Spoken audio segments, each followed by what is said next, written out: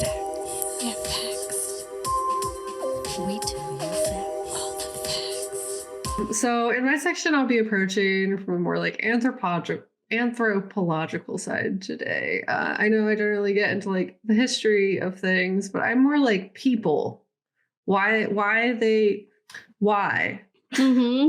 is where I'm at with my section. So that's, you're going to pick up on that. I'm just kind of like talking about like kind of like human identity and why people do.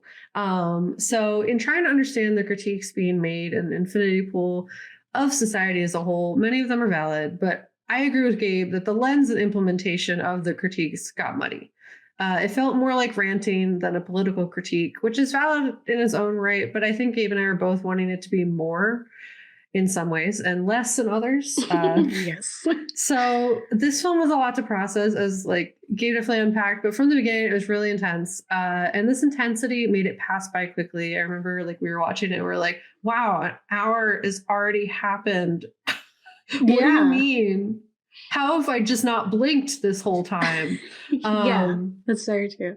And honestly, after your section, Gabe, I think I don't like the film. But when I wrote this script, I was still very, as I said at the beginning, like kind of hesitant and in all honesty. But as I said, I did notice it had like an impact on me in that I could relate it to a lot of things in the world and history. And then through that, I just found it interesting because of that. Because I was like, oh, this is like Infinity Pool. Oh, Reagan is like Infinity Pool. You know, like all these little things that kind of connected. And I was like, all right, cool. I like when you can relate media to what's happening in the real world. I just wish it was done differently. But much of the world is Infinity Pool. That is true. Yes. Yeah.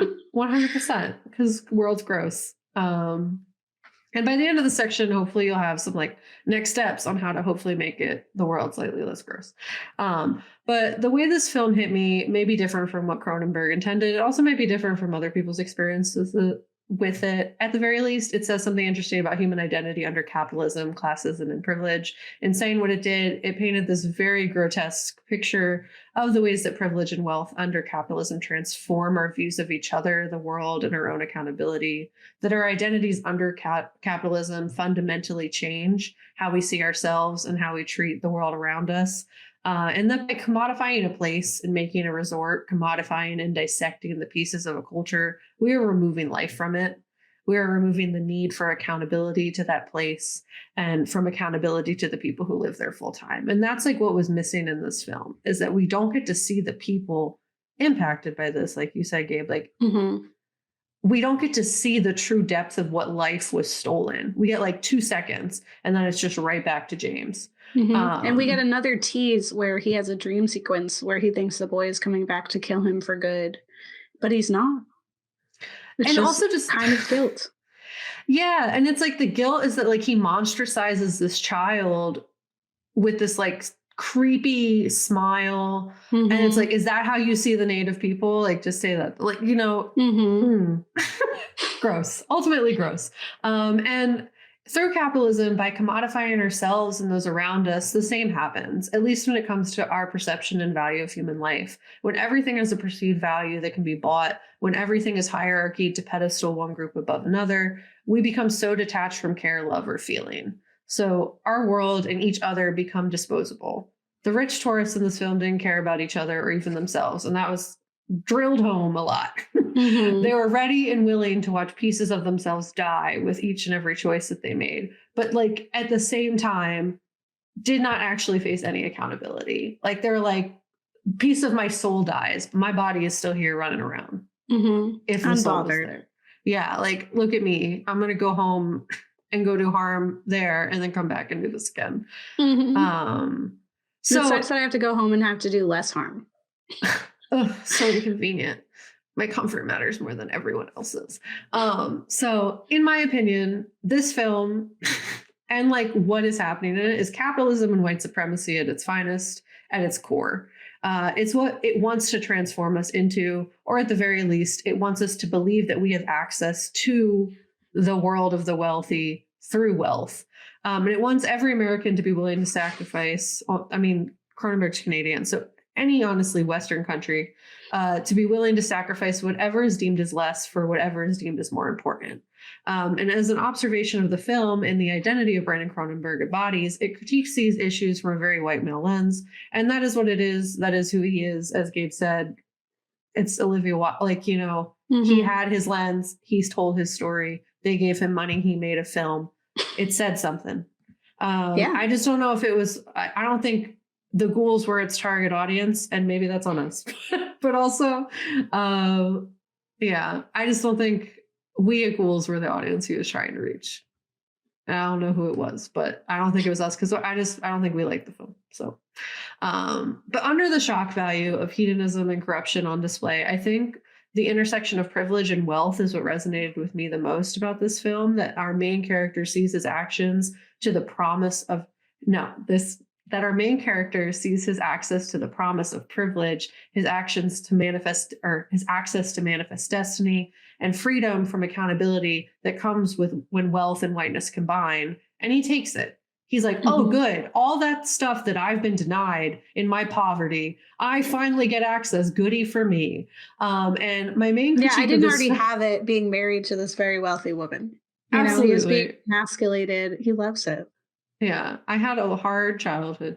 My main critique of the film is that the shock value of it makes it easier for the audience to detach themselves from relating to the main character, or really any character in the film. The presentation of this concept that is so commonplace, rich harm, white supremacy, like so commonplace. It's a systemic issue. It is an everyday, and it's been transformed in such a fantastical, like kind of ridiculous spectacle that it makes it easy for the viewer to other and dismiss their own accountability to that system. So in the interest of removing the natural instinct to be like, I would never, oh my God, the monster, as like we generally, like, I don't know, it's just like a thing where when you make the villain unrelatable, you really like allow your audience to be like, I wouldn't do that. So I'm fine. Only I'm a chill. Monster would do that. And I'm not a monster because I think I'm a good person. And that's, I've talked about it at length on the Ghouls. That's not how you should. I offer some alternative perspectives to that idea, because I think anyone can do a bad thing. It is all of our personal duties to make sure that we aren't actively doing the bad thing. You are not detached from the reality of what systemic oppression looks like, because if you live in America, if you live in Canada, if you live in the Western world, you are not absolved. So you are a player in it, whether you like it or not. Not the biggest player. The rich can do way more than you. Absolutely. But detaching yourself entirely, like being like, I wouldn't do that. That's a monster human, just kind of like removes our own ability to think critically about ourselves and to unpack the world around us and our place in it. So the way this film hit me personally was that capitalism and white supremacy's main goal is to detach us from ourselves and isolate us from each other so that harm can mutate and perpetuate like a virus. It wants people who look like me, especially, to sacrifice themselves to the promise of benefiting from the system, from the money, from the power, and to sacrifice our own sense of accountability, identity, and our soul to get it, to devalue human life, to gain more privilege. That is the goal. But the reality is that just like James, we will never be accepted, loved, or cared for by billionaires who don't even care about themselves or human life at its core. That in emulating the oppressor, we will never be granted the acceptance or love or safety, because to become an oppressor is to sacrifice your soul. So whatever that means to you, that's my it's true 2 cents. Yes. So when unpacking James, Gabe got into a little bit. His identity is rooted in a few things. First, his insecurities, specifically around understanding of his masculinity and how he values himself within the world as a man and under the patriarchy. Second, his insecurities around wealth and how he values himself within capitalism as a failed writer. And third, how his whiteness makes him feel entitled to the things that he has been denied to within his points of privilege in his past.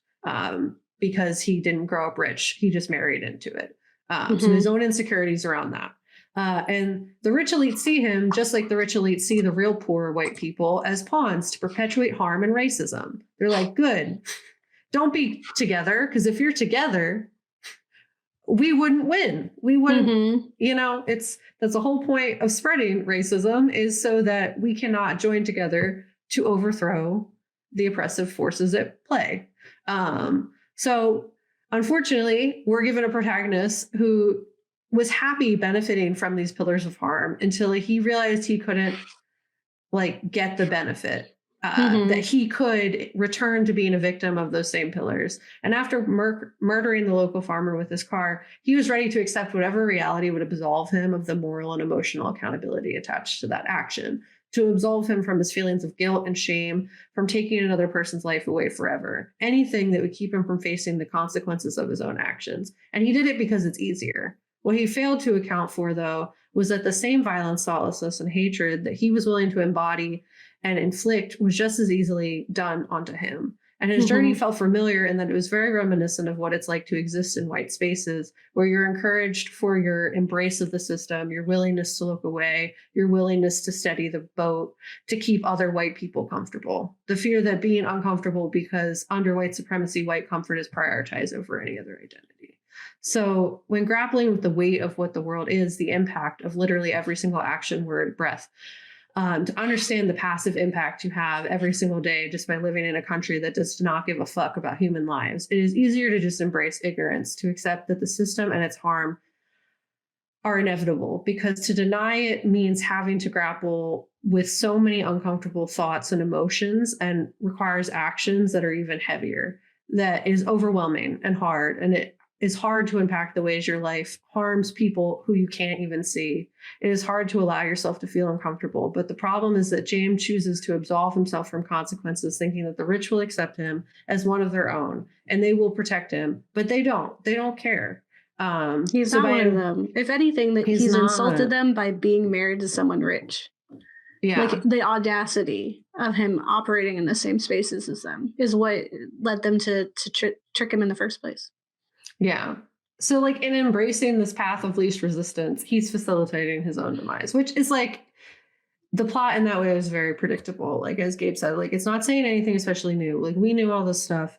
I more so just present this as like if you are grappling with that in the world and how awful it is, and you don't want to be uncomfortable right now. Obviously, there's a difference between being uncomfortable and putting yourself in harm's way, but we need to be uncomfortable right now. That's the only way things will get better. Horror, there's an article on Horror Obsessive that kind of like validates some of these points. So it's called Morality and Personal Identity in Brandon Cronenberg's Infinity Pool. And I don't know if I fully agree with it, because I don't think people are inherently evil. I think the world manipulates people into doing bad things, and you can make bad choices that cause harm. But I don't like, if the thesis of this film was that underneath everybody is just this awful, disgusting person who just wants to do harm, I don't think that's true. Yeah. But it's a little bit with this person. So they say, see, people show you who they really are when they know they won't face any consequences for their actions. And James is no different. When the film begins, he seems like a decent enough guy, but once he realizes he can literally get away with murder, he lets his true colors show. He reveals himself to be an utterly contemptible human being. So the nice guy he appeared to be before meeting Gabby was just a facade. And if there's any doubt about that, Infinity Pool confirms it for us in one of its final scenes. After James comes to his senses and realizes how terrible he's become, Gabby and her friends bring him to the clone of himself and tell him to kill it. And Gabby utters a line that basically is our smoking gun that says, "It's time for you to shed that disgusting larval mind of yours and find out what kind of creature you really are." With that, the movie shows its hand and lets us know that it is really about what kind of person James is. Granted, Gabby uses the word creature instead of person, but the idea is clearly the same. She wants James to show beneath that facade of goodness and normality, he's actually a horrible person, just like her and her friends. And despite some initial reluctance, he eventually gives in and reveals that he really is just like them. And I don't know if I believe with that last part. Because, I don't agree with that either. Yeah, because he does stay. He's forever changed at the end. He's on that beach. He doesn't go home. Yeah. So it's different. But she doesn't, and I also think she doesn't think that she's a creature. She doesn't think she's bad. Yeah. So she's twisting him because it's fun. I don't think it's because she's trying to make him her. Yeah. So I agree with you. Yeah. So I don't know if I agree, but that's just another perspective to kind of just like challenge my thinking, my thoughts. No, I appreciate it. So how not to be like James? How can you, human listening here today, including ourselves, not be like James? Because while this question seems silly because of how James is represented in the film, in that he's like a fantastical, ridiculous man, I figured that we could use this as an opportunity to speak on some really real ways that you can value human life presently. If you're like me and Gabe, right now the world is a lot and everything hurts and feels kind of hopeless. And most of the time inside my head is just screaming. So I just, this film gave us no hope, and I don't want you to leave this episode feeling the same way. Yeah. Ultimately. So essentially, we don't want to let the pillars of harm win, and thus we don't want to be like James. So I offer some resources. There's an activist that I came across recently on TikTok named Ismadu Gwendolyn, and they have this series called Threadings. And I highly recommend a few of them, but specifically the ones You've Been Traumatized into Hating Reading. I Love My Country, She Looks Like Me, Love of Palestine. Drugs are fucking everywhere, and we're all addicted to comfort. And they just have like this entire essay series where they unpack all of these things and are like very vulnerable and like real about like how hard it is to read and how hard it is to educate ourselves and how hard it is. Like, it's not easy. And the idea is that like, we want to look at the seams of who we are as people and around the world and like really understand why unpacking all of this stuff is so difficult, but that like everything in the world is made up, and imagine if we make it different.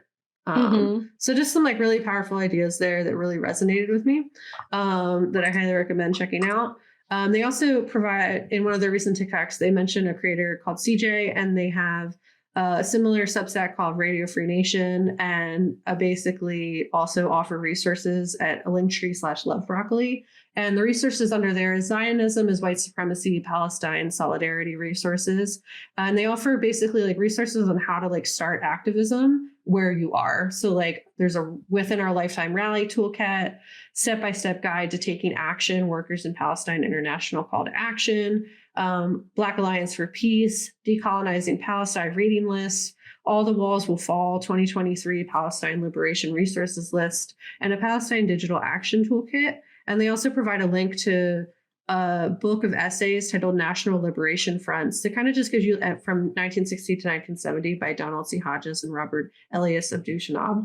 And their essays, documents, and interviews that kind of go through revolutions throughout history and like how they succeeded, specifically, I believe, in like Vietnam time period. So like to give you a framework to see that like things have changed before, people have done that work. This is the context clues that you need, as well as like step-by-step framework on how to make meaningful change where you are. I also relink Michaela Loach, climate activist, because their book is just really inspiring and the way they speak is very inspiring. And if you're interested in climate activism, which I hope you are because the world is dying, highly recommend checking that out. There's also a bunch of news content creators, so specifically news from Liney Vanny. They have a petition for Stop Cop City and educate on that way. There's the Wear the Peace clothing that donates to Gaza and also helps you make like a statement socially. They also say like wear kufias and stuff like that, but they have like sweatshirts and other things. They donate literally all the money that they get from that to Palestine directly. So I think they've raised over $300,000 so far, just through that line. And they also have their TikTok is filled with this like reposting of journalists that are on the ground posting about what's happening in Gaza and Rafah and like the literal genocide thing. Like there's protesters and things and journalists that they have like reposted, so you can kind of figure out the voices that are there educating about what's happening so that you can better inform yourself. There's context on this book called The Trinity of Fundamentals. Gabe, I think you purchased it. I also purchased it today. There's a video from Viva Palestine Lean, who goes over this like kind of in detail of like what the book was. It's an amazing story, but to give you just like a really short blurb, it's The Trinity of Fundamentals follows the story of a 22-year-old Canaan during his 9 years of hiding from the occupation between 1982 and 1991. And the story of this book is really amazing. So I highly the story of recommend how it got made is really yes. amazing. And yeah, so I recommend hearing that directly from the original content creator who posted it to further boost that. And then also there is basically for the Congo and everything happening there, there's a link to a Congress petition, essentially like write letters to your Congress people so that your money does not fund what's happening in the Congo right now. Another way to do that is to not buy new phones, buy repurposed phones and repurposed tech. I also link some news-based content creators. So Consciously, Liver the Baseman, Angie Marie, and the Black Feminist Collective, among other things. So lots of resources in our section this week if you want to check out our blog. And I can just, I cannot recommend enough Ismatu Gwendolyn and Threadings. It's just been a really nice series to like unpack my brain and also what's happening in the world. And learning and reading are all forms of revolution. Wherever you start, that is where you need to start. As Michaela Loach said, all of it is little signals that go to the greater revolution of change and make the mushrooms. So I'm encouraging you to make some mushrooms so you don't leave this film like we did feeling like, oh no, the world, you know? We're just like, yeah, we know that. Now what? Yeah. You know? Yeah. So this is the now what. It gives you some actual things you can do. The sunglasses are too small for my face and they hurt my nose. So don't be a rich man on vacation. This is what this is doing. Yeah. No, I mean, that also is a theme too, right? It's like, don't pay into resorts.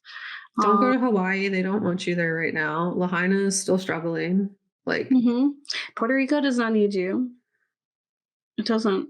There's a lot of levels to those places. And like, if you're going to support a tourism industry, like support the people who are there. Right. Don't go to a place if you're afraid of the people who live there. Yeah. That's a big flag. Red flag. Don't go to a place before you unpack your own systemic impacts of the world around you, and how you might have biases that make it you not a safe person to go to that place. As well. Yeah, and value other people. Value human life. Oh my god. It's that like I think it was like a tweet and it was like I don't know how to convince you that people's lives matter. I don't know how to convince you of that because it's just such a fundamental thing. Yeah, like I don't think it's bizarre I have to do that. I shouldn't have to. Yeah. You should know. Yeah. I will say, so just in the summarization of this film, like we both have, through our analysis of it, come to the conclusion we didn't like it very much. And that's not to say like it didn't do its job and it wasn't a good film, because it was. Yeah. I think it did a great job of doing what it wanted to do, for sure. Yeah. It just wasn't for me and I don't care. I will say, Mia Goth was a treasure as always. She is so good at being unhinged. Oh, Jamie! Just like scream. Oh my god, I can't. I love her. Acting performances were great in this. Everyone did a great job, like acting wise. Yeah, and I also love anything Alexander Skarsgård is in. I would say to have like two very hot and very over sexualized characters, the sex scenes and like orgies and other things were so bland, and I don't know if that was the intention. But I was like, to have two people who like, especially Mia Goth, who's coming from a series and is still involved in a series that's specifically about the sexualization of women and the empowerment through that, and then to have Alexander Skarsgård, who is like hot. Just like always, he's often naked, Yeah. you know, to have both of them and then not really do anything with them that Yeah. like feels significant or purposeful. You can't just make Mia Goth naked just because you can, you know? Like she deserves better than that. Yeah. She's made the whole movies about why she's better than that. Yeah. But that concludes our New Year, New Me series. We were trudging through that for 2 months.